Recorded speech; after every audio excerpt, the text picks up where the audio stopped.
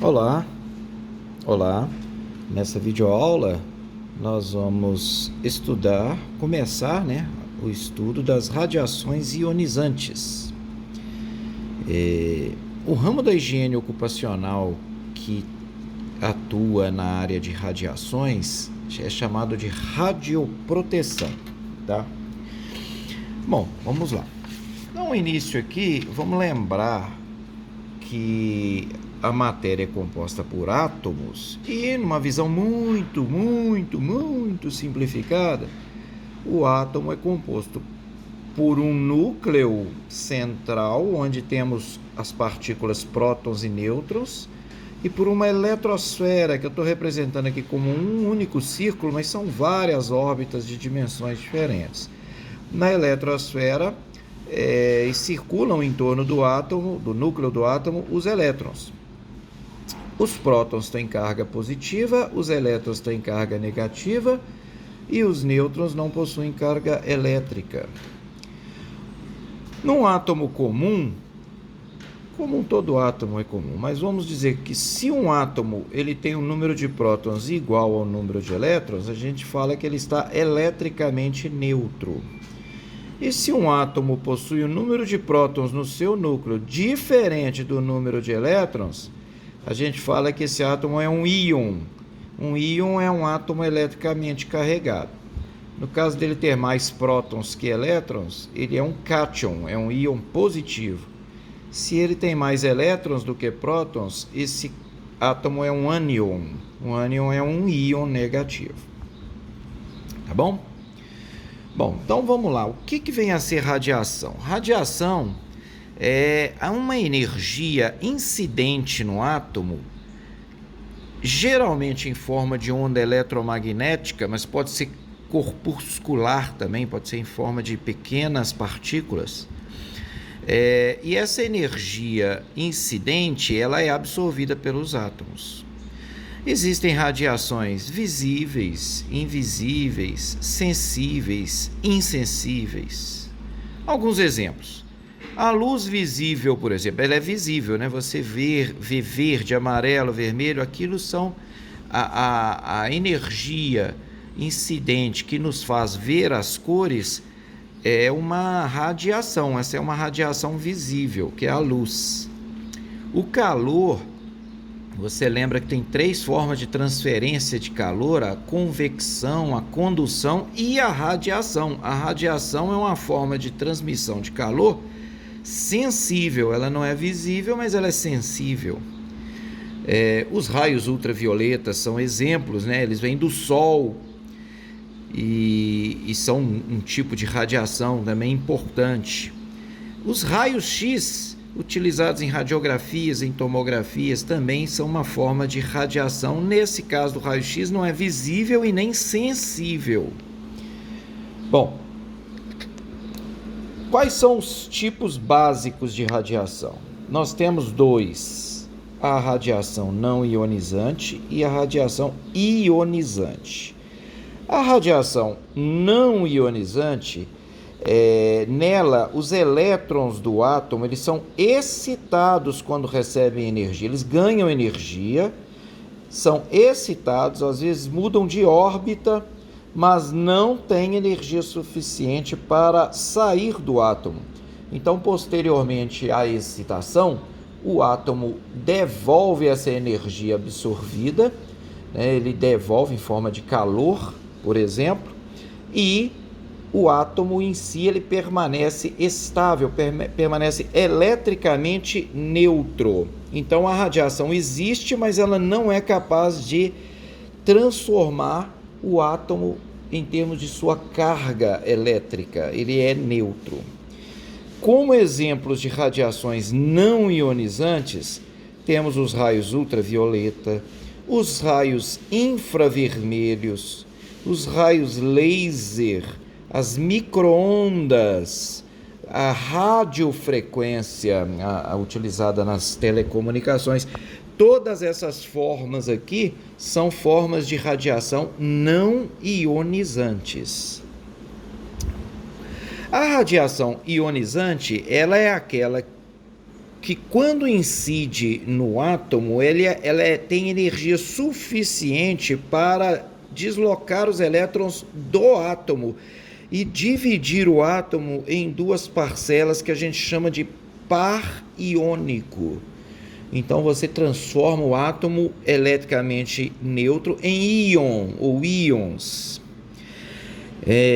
Então, existem exemplos na própria natureza, sem ciência, sem tecnologia, sem desenvolvimento artificial, de raios ionizantes ou de radiações ionizantes. Os raios cósmicos, eles são detectados em pequena escala aqui na Terra, mas eles são radiações ionizantes. A radioatividade do solo, o solo tem radioatividade, a água tem radioatividade, o ar tem radioatividade ionizante. E o próprio corpo humano também emite radiações ionizantes. Mas são em escala muito pequena, tá? Bom, quais são os tipos de radiações ionizantes? Porque nós vimos que tem dois tipos de radiações, as não ionizantes e as ionizantes. O objeto do nosso estudo são as radiações ionizantes, porque elas são potencialmente muito mais perigosas. Não que as não ionizantes não sejam, mas as ionizantes são muito mais e muito mais difíceis de tratar, de proteger, tá? A não ionizante, por exemplo, como se protege contra os raios ultravioleta do sol? Um protetor, né, solar, ou cobertura, né, vestimenta, né, proteção da pele, e acabou o problema. Não incide mais a radiação com esse simples procedimento. Incide, mas ela não é absorvida, né? Já ionizante, não adianta você pôr roupa simples, porque ela pode passar assim mesmo. E os efeitos da ionizante são muito mais graves. Vamos ver tudo isso ainda. Bom, dentre as radiações ionizantes, existem os raios gama, raios alfa, beta, gama e os raios X. Então, os raios gama e beta, eles são, na maioria das vezes, particulares, eles são de partículas. E quando são em ondas eletromagnéticas, são em grande comprimento de onda, o que significa que tem baixa frequência. E não são penetrantes, geralmente não tem maiores riscos. Você, com uma folha de papel, você bloqueia o raio gama. E com uma folha de alumínio consegue bloquear os raios beta. Já os raios, estou falando do alfa e do beta, né? Às vezes eu troco o alfa pelo gama, que é alfa, pouco penetrante.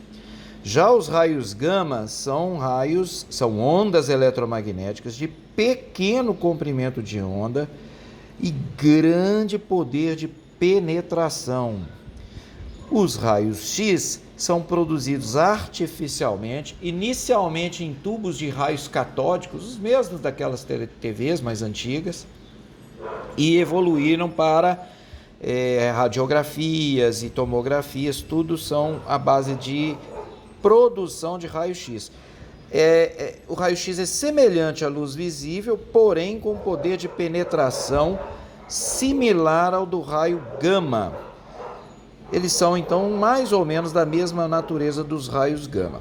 Se tratarmos do raio gama, também estamos tratando o raio-x do ponto de vista da proteção.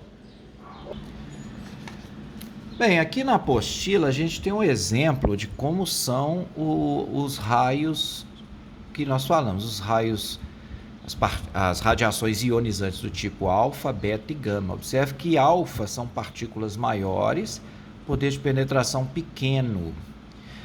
A beta já partículas menores com poder de penetração ainda pequeno para os padrões de proteção. E os raios gama e também os raios X têm um poder de penetração muito alto, requerem bloqueios de grandes espessuras de concreto ou de chumbo, na maioria das vezes, para se bloquear. Aqui neste exemplo mostra como, inclusive, a pele do ser humano ela é capaz de bloquear os raios alfa e beta, mas não os raios gama e os raios X. Bom, exemplos de fontes de radiação ionizantes temos aqui. São várias, tá? As fontes radioativas: o césio-137, o urânio, irídio, cobalto, túlio, mas tem o ameríndio, tem o carbono-14, tem o iodo, enfim, tem muitas fontes radioativas. E, além delas, os aparelhos de raio-x ligados. É muito importante nesse momento dizer o seguinte: os aparelhos de raio-x, quando desligados, não emitem radioatividade. Isso é mito.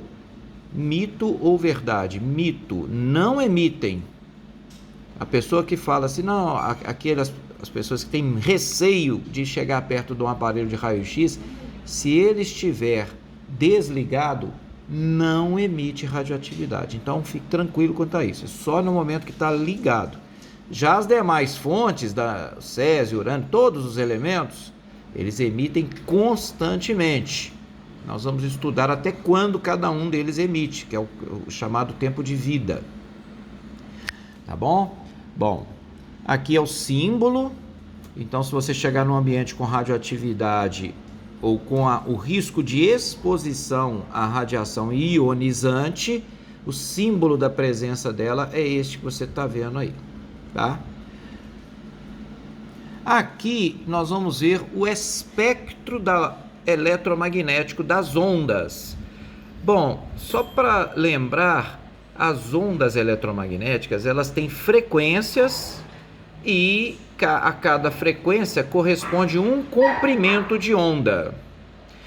A frequência, quanto menor, quanto menos hertz, maior é o comprimento de onda.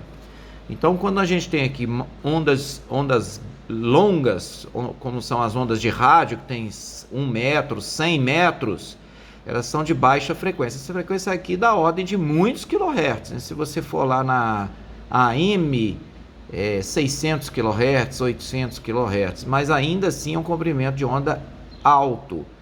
Parece alta frequência, mas para o campo do espectro eletromagnético são frequências baixas. As frequências altas, que tem aqui comprimentos de onda muito pequenos, da ordem de milésimos de nanômetros, elas têm frequências da ordem de gigahertz, terahertz, são muito altas. A luz visível, você vai ver, ela é apenas um pedacinho pequeno do nosso espectro aqui, ó. Pequenininho. Começa lá na ultravioleta, os raios ultravioleta que não são visíveis, passando pelo violeta, todas as cores do arco-íris até chegar no vermelho, e do vermelho, aumentando o comprimento de onda, quer dizer, diminuindo a frequência, chega-se na banda do infravermelho. Aqui está os raios-x, olha, um raio-x, e aqui os raios gama. Essas duas faixas aqui de comprimentos de onda muito pequenos e frequências muito altas são as que emitem a radiação mais perigosa, porque são radiações ionizantes. Então vimos aqui nessa videoaula uma breve introdução sobre o assunto, o que vem a ser radiação, o que vem a ser radiação não ionizante, o que vem a ser radiação ionizante, tá? E a radiação ionizante, ela em termos de proteção, de tratativa da legislação em relação a ela é a única, um único tipo de exposição ocupacional que gera dois tipos de ressarcimento, vamos dizer assim, né? O pagamento da insalubridade ou da periculosidade. Ou seja, radiação ionizante é tratada na NR15, atividades insalubres, do ponto de vista da insalubridade, gerando o adicional, o grau máximo de 40% sobre o salário mínimo. Já na NR16, que trata de atividades perigosas, ela é considerada uma atividade perigosa também. Então, ela entra no campo da periculosidade com pagamento de 30% sobre o salário da pessoa. Não é o salário mínimo, a periculosidade é sobre o vencimento normal. Então, só que não é cumulativo. Então, o trabalhador tem que escolher se ele estiver enquadrado nas duas. ou escolhe a insalubridade ou a periculosidade. Quando o vencimento é mais alto, o salário é mais alto, ele costuma escolher a periculosidade, porque 30% de um salário mais alto costuma ser mais do que 40% de um salário mínimo. As condições de enquadramento na periculosidade não vamos estudar nesse curso. Nós vamos deixar apenas para a insalubridade, ok? Nós vamos falar depois em outra videoaula.